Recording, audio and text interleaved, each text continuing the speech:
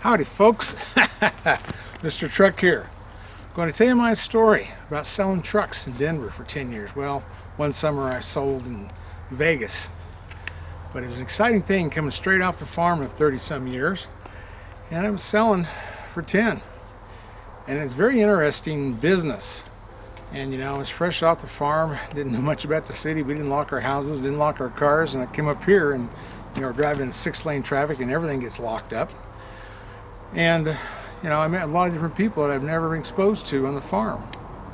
And I learned about how all the different nationalities negotiate deals. It's very interesting. And I worked with a lot of people and I had fun, and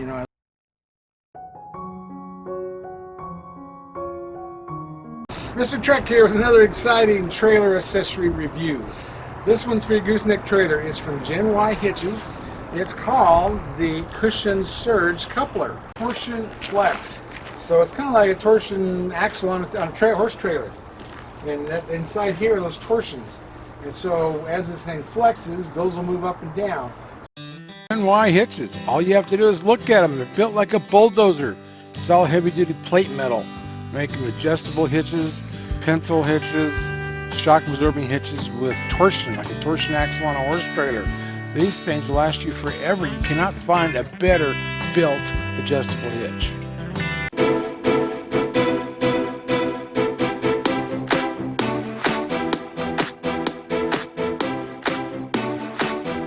I miss the close, the high you get from closing a sale that I don't really get much anymore. But I've been doing this journalism thing for about 17 years full-time, almost 19 years part-time. But yeah, that's a lot goes on in the business of selling and dealerships and how it all works out. And this series is all about what I learned selling trucks, and my next one's going to be about leases. Try to give you my inside story and what I learned about leases. But this one is just the start-off story about how it all started and what I learned, and some of the more interesting stories. This is part one, so I hope you subscribe to my channel and like this particular story. But the most interesting thing that happened when I was selling is I sold to some dead people. That's not easy to do, getting them to sign paperwork. No, this is how it all worked out. But this family came in wanting to buy a minivan. Yes, I sold minivans too. And the lady was, you can see, she was really incapacitated. She couldn't get around very well. So I did everything I could to help her. I brought the minivan up to the front door so they wouldn't have to walk very far to do a test drive. And when we were closed and finished it all up, I had the finance guy come out of his cave, and they never come out of their office. I got him to come out in the main room and sit at the table with us and do the paperwork there so she wouldn't have to walk so far.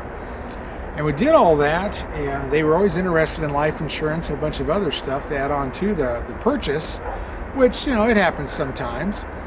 And so all that stuff happened, sold them the van, they got them financed through Ford, and delivered the van. And then the paperwork always had some little problems with it. The signatures weren't signed in certain places. They bought a lot of extra stuff besides the van with life insurance and all this other. And so I had to go to their house later on and have them re-sign the paperwork. I got there, and the mom, the lady who actually did the loan, was nowhere in sight. I guess she was upstairs, in bed and couldn't move around much. So I gave the paperwork to her daughter to take up for her to sign. She took it up there, and we ended up doing that a couple times because the signature was always off. There's a missing middle initial or missing something, or it looked different. So I went through all that and sent it, to the finance folks. And eventually, it all came about. And it was weird because she hadn't worked in 2 years, but she was getting unemployment and disability employment, and so we got it financed. But Ford got suspicious of something and called them up and said, "Hey, we think this is fraud. We think that the lady that signed the papers was dying and that she is probably deceased now." And it shook them up, and they brought the minivan and brought everything back and reversed the whole thing because they got caught. That's what they were doing. It was a plot to get the insurance money. And, they knew that the mom wasn't long for this world. But that was kind of an odd experience. And that was working for a retail store. And some summers I ended up working selling used cars, and that was always an exciting thing, and used trucks. And a lot of those buy here, pay here kind of places, they really take advantage of people. And, in the wintertime, it was a good paying job, and, that's what I needed to feed my family. And so I tried to do the best I could for my customers. And, we sold a lot of vehicles, and the people had terrible credit, very little down, and, they had problems with their job history and all that stuff. And so, of course, they got taken advantage of that. But that secondary market, the poor credit folks, they really got taken advantage of because they were vulnerable and they didn't have many choices. So, there was really high interest rate, terrible things like that, and unbelievable payments.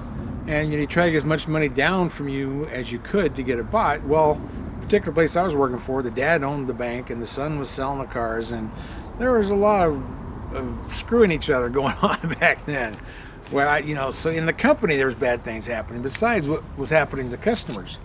But I remember one time they, when all this was going on, we had to sit through a lot of sermons about how great the company was, and I did. They sent me on an errand to go to this junkyard, and they said just go there. They'll give you an envelope, bring it right back. So I did. I went there, and this place was a junkyard. It had a crusher. They were smashing cars. And I'm looking, and I wasn't supposed to look at the envelope. Of course I did. I look in the envelope, and it's full of titles. And it's titles to cars that had been crushed. So it wasn't legal. It wasn't right. And that's what this place was doing. They were the people who couldn't get finance. They were handing them out titles to cars that no longer existed so they could tell the bank that this is what they had for a down payment. It was all bogus. I mean, it's unbelievable the bad things that happen in some of these places. And it was not an easy place to work. I mean, there's 40 salespeople where I was at, and they actually had a great website, and they offered all 40 of us a web page on their website. And I was the only one that said, yes, give me a web page. And so that's how I got started in the internet. Got on there, learned how to do all that, and I started reviewing trucks for some farm magazines that I was writing for. Started off with advertising. They advertised for us, we advertised for them. And then I got going with doing reviews. So I'd review all these different brands, and I would go through fleet departments to get the trucks. And then I would write the review in this farm magazine, the Fence Post.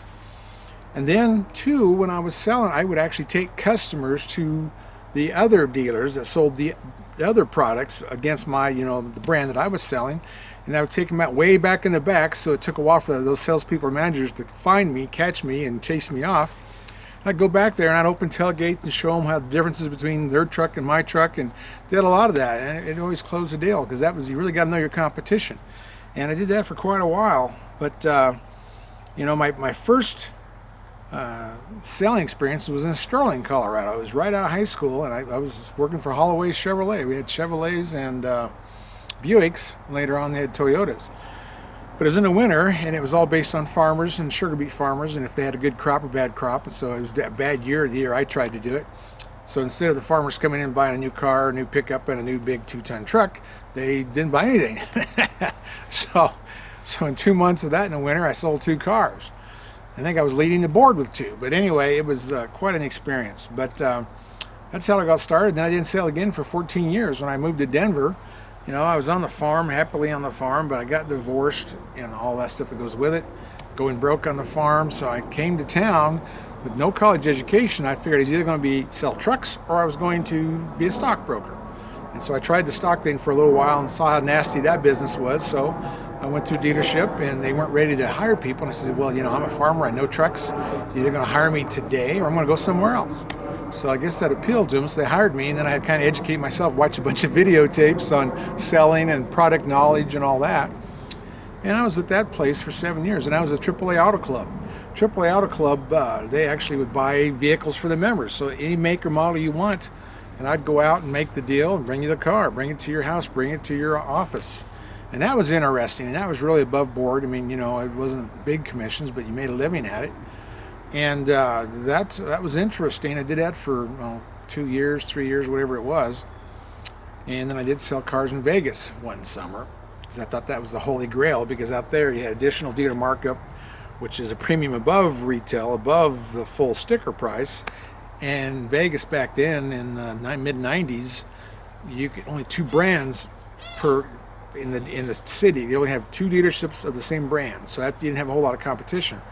And in all the additional dealer market, it looked like heaven, but it really wasn't, because, you know, nobody lives in Vegas. They just drive through, go broke, and leave again. And when you did find somebody that lived there, they were rich people, and we sold Lincolns, so that was good. And we were a one-price store, which is really unusual, less than the Saturn store. No one's like that. Everybody else had these additional dealer markups that were unbelievable. And I remember lizards running through the showroom floor, and it was hot. You had to have a breeze.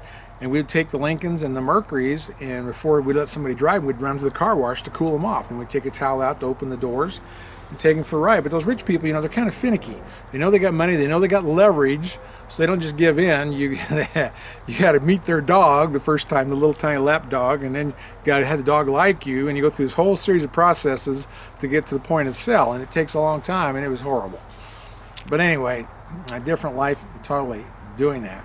But you know, it was, I guess it was an experience that was good and bad, but, you know, it was interesting. As most dealers, they tell you to do right turn, Clive, I call it, from Clint Eastwood movie, the orangutan, turn right, Clive, right turn, Clive, and that's what they want you to do, just go in a square and get you right back to the dealership. Well, that's no way to test a car. You don't know anything about it. I'd take them out in the interstates, I'd take them in the country.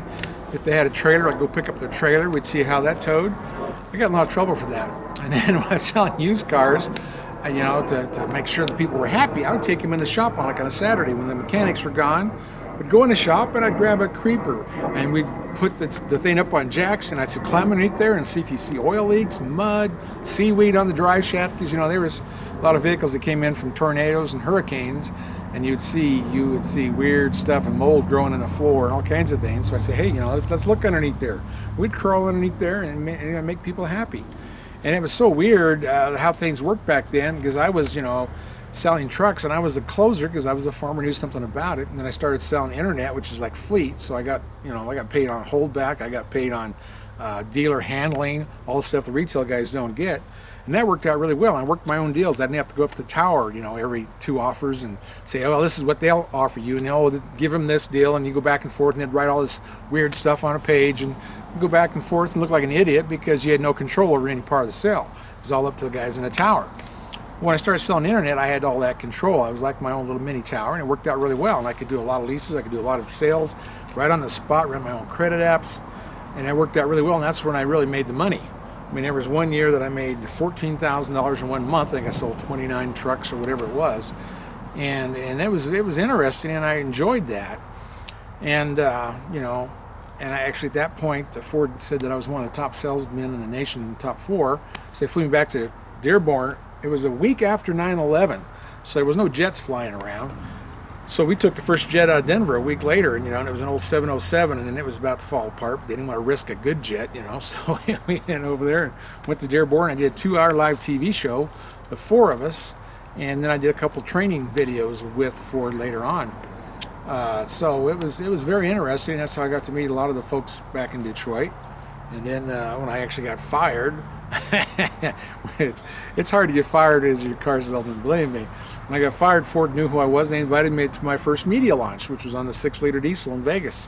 And that was an exciting time. But, you know, it's so weird, all the stuff you go through selling trucks. But, yeah, I got fired because I didn't agree with the wife of the general manager. We didn't get along. So they trumped up some things saying I wasn't selling. Well, after 9/11, the GM came out with a 0 interest. Well, that sounded great to buyers. If you're selling, it means that everybody buys early, and then you have a big void there where nobody buys because they've already bought, get the 0 interest. Because, of course, we had to match it. And so, you know, everybody's sales were dropping off. And so mine were dropping off. So I was hustling to try to get a hold of all my past customers, try to get referrals, try to sell something. And that worked out. And I was selling, actually, the day I got fired, and they fired me for a lack of performance or lack of sales, I was leading the store in sales. I was on the 4th day of the month or 3rd day of the month, and I had already sold 4 trucks. And so I knew it was all bogus. And, you know, I was the guy who went in and closed their truck deals. So anyway, we went through, and, you know, they tried to not give me unemployment or whatever it was. Never got that before. But, you know, they tried to sue me. So I went through all their arbitration, went through that, and won all my cases, and they appealed, and I won that case. I proved to them that out of the 40 salespeople, you know, 14, 15, whatever it was, people sold less trucks than I did during that time with 0 interest, and none of them got fired. But here I am, the leading truck salesman, and they fire me. And I just got back from Detroit being one of Ford's picks. So it's all nonsense. There's so much crap. And, besides the high of the sale, the managers are all high on cocaine. I mean, I was amazed that the burrito lady who brought burritos around to all of us at lunch in her little cooler was the dealer. She had the cocaine below the cooler there, and all the managers were jumping all over it. And I had no idea. I was just a naive country boy. But there's a lot of that going on in that business. It's like a stock brokerage thing. Everybody's high and they're pumped up trying to make sales, and they're just a bunch of crazy people.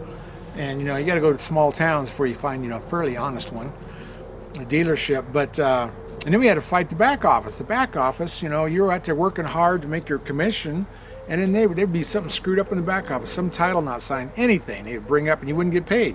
So you'd have to go back there the day before, they'd cut the checks and straighten that out and bring them, shrimp cocktail just to make them all happy, so you got paid. It was battle, and they liked it. The management, they liked you fighting all the time for every single penny you got and every inch of ground. And then people are always trying to steal your customers, whether you were off sick or on vacation or wherever you were at. If somebody come in and say, hey, I was talking to this guy, they go, oh no, he died, oh he quit, he got fired. It was always the same crap. So I'd come back, find out somebody stole my customer, and then we'd have a fist fight behind the used car building. That was how that worked. But it was sad, and so I had to figure out how to get an angle, because people will throw your card away, they will forget your name. So I had the cowboy hat, I had the missing tooth, I had the suspenders, I had the boots.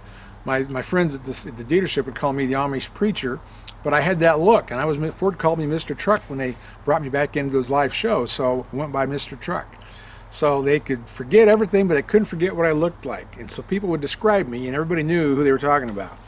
So I lost a lot less deals that way, but you had to protect yourself. It was a real battle.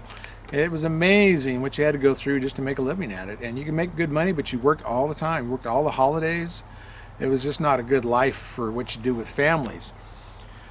But yeah, and it's, going to different nationalities. I mean, I grew up where there was no one nationality, so I had a lot to learn. And I learned about a lot of different people. And, some of the nationalities, I mean, I sold to some Asian students, and they wanted to buy a station wagon to go skiing with their friends on a trip that weekend. So I had to call Okinawa like at 3 o'clock in the morning to get their parents to wire the money. I mean, we do a lot of weird things to make that happen. I mean, I sold to devil worshippers. They'd have a goat head under the seat and all these tattoos of the devil all over them, and I would close the deal on them. And there was a lot of Eastern European people just starting to move into Denver back there in the mid-'90s. And their negotiating was totally different too, just like it is from the Middle East. They negotiated differently. And a lot of the Eastern Europeans, they always wanted to buy the car or the truck for half the price, and they wanted twice the price for theirs. And so when I figured out the game they were playing, I told them to go away. And usually you tell somebody to go away at leadership, you get fired. I never got fired for it because I knew exactly what was going on. And that was an interesting thing to learn. And I figured out who had good credit, who had bad credit. You could kind of figure all these things out, and because you don't want to waste your time, you got to feed your family, so you've got to narrow things down, and we did quite a bit of that. But it's just like looking for good and bad credit. I mean, everybody has a joke about lawyers. Well, I tell you, if the lawyer was self-employed, he usually had a lot of tax liens. That's how it is. They didn't get their taxes paid. And I learned that. If it was a corporation, it was different. But I learned all about how to work around all those things. And so it was really an eye-opening thing. And some other folks that were a little different, that I wouldn't realize who they were or anything about them until their voice would get really deeper and deeper and deeper. And then I was always shocked by what was going on. So it's hard on good old country boy trying to learn about different folks that live in the city. And I ended up liking most of them. I mean, I had some strippers that I really liked selling to. They always had good credit. I mean, they were making $6,000 a month, and they'd always bring their mothers with them, and they had a bunch of money down, and they had good credit. I loved selling to strippers. I thought that was the greatest thing in the world. But it's just how it is. Sold a lot of immigrants, and and that was interesting too. And they usually have one person that didn't have any credit. That was we put first on the loan. Then the other two people that were with them, the uncles usually, they had terrible credit, but they had a lot of cash down. So we could put those deals together. So it was all really a learning experience. All the stuff that I did there, but it's how life is. You learn about a lot of this stuff. If I can remember all this stuff. But that's how I survived. I would get that look so they couldn't forget me. I'd get the MrTruck name and they wouldn't forget me. And you get past all the crap from the managers, because a lot of the managers, they had their own demos, and you always had to make sure you cleaned out the glove box. There's always a bong pipe in there or whatever. There's always some drug paraphernalia, so you had to make sure you got all that out of the car before you delivered it, and that was pretty common. But it was always amazing to me too, is Mexicans always wanted to deal with a Mexican salesperson, and that was fine. But I'd be in the middle of a deal with them, and they're speaking perfectly English, and all of a sudden they would see a Mexican salesperson, and they'd start talking to him, and then they forgot English, and so that means I had to cut the other guy in on half the deal that was almost done. That used to irritate me, but that's just part of life. It's something you learn, and I'm all for immigrants. I mean, my grandparents came from Sweden. I was so glad they were allowed in this country, so I don't have anything against immigrants of any kind. And it's in the bigger cities, you see a lot of that, and you learn a lot about it, and you learn that they're good people. And so, I was tickled to death with most of that stuff. But you're all trying to get repeat customers, and that's the thing too. Is I was the truck guy, so if you had questions about trucks, they'd bring me in to help close the deal. But I would close it with knowledge. I would tell them this is what you need, because I'd see so many people, especially older retired people. They would go take their life savings and go buy a truck, but they would buy the wrong truck with the wrong axle ratio. The thing would overheat in the mountains. And then they'd come to me and they'd want me to help them get out of that. Well, they were so upside down because they just bought the truck, and all that was just heartbreaking. But what would kill me is these sales managers, and they're trying to close a deal for a green pea, that's what they call the new salespeople. They would come in and say, "Oh, you were trying to pull a trailer with this truck. Oh, my brother-in-law has the same truck and he pulls a bigger trailer. He does fine. Don't worry about it." I used to hear that every day. So, when they'd bring me in to close the truck deal, I'd tell them exactly what they need, if they were in the right truck or not. Because always the goal of a truck salesman is to sell you the least amount of truck for the most amount of money. Well, that doesn't make any sense pulling trailers. You got to have the right truck that's capable of pulling the trailer. And that was cool. And there was a while there that they would actually, some of the GM dealerships would let you go bring your trailer in and pull with a new truck. And I thought that was a great idea. I thought Nissan had a great idea when they first came out with the Titan back in, I don't know what the year was, 2002, 2003. And they actually had truck managers in each store who could answer those questions. Wouldn't just give them a bunch of baloney about their truck that they're buying. And I thought that was a really good idea. And I wish they all did that. But most of the time you're on your own. And I've seen a lot of things happen over the history of it. When I was first starting there back in 91 or 92, whenever it was, you would see the old people come in, and you'd see the seasoned used car salesmen be sneaking around the grass. They're hunting for those old people. And they would corner them, and they would slam them. They would just take all their money and just stupid things to them, get them into stuff that they didn't need to get into. And I've seen people, getting taken where they would be buying something and be used truck with a camper and all this other stuff on it. The guy would sell them the truck and say, "Oh, well, don't you want the camper too?" Of course, they thought they were getting the camper, and then he'd sell them the camper.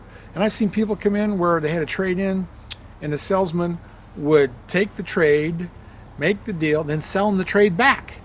And I thought, that's insane, but that's what they would do. I mean, I had the aftermarket managers, the aftermarket managers where you go get your little manual and your keys before you go into finance. And their job is try to sell you a bunch of accessories and all that. That's what they do. Because by the time you're at that point in the sale, you're already tired, worn down, and so you're kind of open to suggestion. So they would suggest a lot of stuff. Some were, those managers were good, some were bad. I've seen some of them take on a brand new truck or a brand new car that came with key fobs, to open the doors, and they would throw all those away. And they'd say, "Oh no, this didn't come with that, you got to buy some." So then they would sell them key fobs to a brand new truck that came with key fobs to get in their vehicle. I mean, it was almost like politics. It was just a corrupt way of doing things. But that's what sells, because a lot of times people won't buy something until you push them over the edge. They will procrastinate forever. So I know several places, Ford, New Holland, a lot of places, and they all would try to take over dealerships and do it themselves. Not the one would cut out the middle guy, but they didn't hire the people who could close sales, so they would just lose money.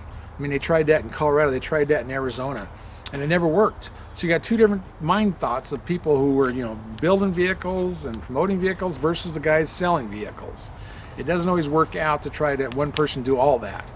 And I would see people in these cells, and they always had a gimmick. You know, like one guy, he was a foreigner. So back in the 90s, people loved foreigners. They always wanted to help them. So whenever somebody was getting close to discovering the crappy deal he was giving, he'd start stuttering. And so they spend their whole time trying to figure out what the hell he was trying to think of and forget about the deal. And I've seen him too bring in 2 sales slips. The bottom one and the top one had a big number on it. The bottom one was the price they agreed to. So he'd start having them sign this big number, and then if they caught on, he's, oh, no, that's for Jack. That's not yours. Here's yours. I mean, you know, all kinds of stuff like that. Every angle you went to in the trade-in, you know. I'm going to do a thing on trade-ins too, as well as leases and finances, because there's so much to go over all that. But that's what I want to talk about here is just, you know, what my experience was and how it all worked out. But, you know, you're paid on a commission, and I've heard those same salespeople tell people, oh, we get paid a salary, so you don't have to worry about the price because the price is set, you know. Well, baloney. The price is set by the sales guy and the sales manager. There's always a lot of room for negotiating. But they would find old farmers, and they would tell them this line, and they would believe it. And after they've been told that line for, you know, 30 years, they're real easy. They come in next time, they just lay down and hand you the money. And that was sad. But, you know, I used to see that happen to women, too. Women would come in, and if they didn't have a husband with them, nobody even talked to them, which was terrible. And, you know, a lot of them would be single women buying their own vehicles. So I would talk to anybody that came in the lot. And, you know, you worked long hours doing all that, but they would take advantage of anybody they could, and especially the used guys, because you're looking at a used truck, nobody knows what it cost the dealership. You don't know what you took it in for trade. You don't know what they bought it at auction for. There's all these invisible numbers you don't know. And so they use you for that, and then they always, oh, yeah, I can give you a big discount. And, you know, it's all fluff. It's not real. It's way above the retail price they wanted. And that's what happens. But, you know, too, I saw it with the internet, because the women got really sharp on this. They started using the internet first, I think, and the older folks caught on to it too. But they could look stuff up like invoices and, you know, holdback and all that, and they would come in armed and dangerous.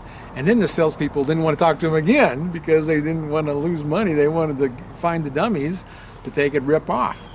And so the women and the people that started using the internet came in, and they knew what the cost of the vehicle was. They had all these facts and figures, and they didn't let you play the game, which I thought was fantastic. I thought it was fantastic when women and other people came in armed to the gills with the internet facts, all those numbers, the holdback, the invoice, and all this other stuff, and it was very interesting to see it all evolve. Because, you know, when the internet got big, you know, I mean, I bought my first website in 1999, right about when the bubble broke. And everybody was scared to death of the internet. They were all throwing money at it because they wanted to have some piece of the internet and websites. And they were scared to death they were all going to go broke. You know, all of a sudden we weren't going to be able to sell trucks. You weren't going to be able to sell insurance. You're not going to be able to sell anything because the internet's taken over. Well, it took a long time for the internet to take over. Now it is closer to that. But the dealerships finally learned how to use the internet, how to build their own websites, how to actually figure out, you know, what to do and to compete with that. And most of them are doing really well competing now with what you find on the internet. And it's even hard now on the internet to get an invoice. I have struggled, and I know how to do all this stuff, and I have trouble. When I buy a car, you know, I'm in the same boat everybody else is. I have to do my research, so I'm not going to get screwed. But you know, you got to watch these salespeople, and that's why in my book, you know, Truck Nuts that Andre Smirnoff and I wrote together, we talk about trade-ins and, you know, how to do that and how to make them separate deals, and you've got a lot to look at. With big money, and same thing with warranties and everything else. You know, you don't have to buy a warranty when you're there. And even if it's a brand new vehicle, it comes with a warranty. You have to the end of that warranty to buy an extended warranty from the factory. You don't have to buy it today. Or you can go check out your credit union and see what they do. And same way with financing. Don't just take the guy's offer. I mean, I got 0 interest on the last 2 vehicles I bought, and I thought I was really there, but I probably gave up too many rebates to get it, and it got complicated. You get your calculator so you can see what you're doing and follow those numbers. And then before you sign contracts on finance, talk to your credit union, talk to them about warranty. There's a lot better warranty companies than what you'll get offered in that back room of the dealership. So that's what I learned, and you know, it was so cool. But take your time doing your test drives. Go wherever you want to with it. Don't let them talk you into a short right turn Clive thing where you go in a circle and get back to the dealership. And you know, that's what you learn about all that stuff. And you know, I learned a lot about even my friends from the small towns. They would come in, and they wouldn't come in to buy. They'd come in to let me drive them a new vehicle, and then they would get the offer and take it back to the small town dealer and try to get them to match it. Well, I don't blame them for that, but I mean, on Saturday, it's like the Amway people. When you come in on Saturday, you're trying to make a hat trick. You're trying to sell 3 vehicles so you can, make a bonus. You're always trying to make money on the weekends or on a holiday. And these people would come in and just mess with you, and so you had to sort through all that. So you knew how to handle it, how to do it, and how to, move on to the people who are ready to buy something or you could talk into. And it got to be really wild and crazy. The Amway people used to drive me nuts. They would come in and their card always said such and such's name, Enterprise. And they would tell you all about this big boat that they had on Lake Powell and, how they were doing all this great things, but they want to have coffee with you, wasting your time on a Saturday. And all they want to do is get you in their group of Amway people. And so that used to drive me absolutely batty. But, it's how that works. And I don't regret those years. I would never go back to it. And that's what I do in this business. I've been in this business full time, I think 17 years and basically 20 years overall.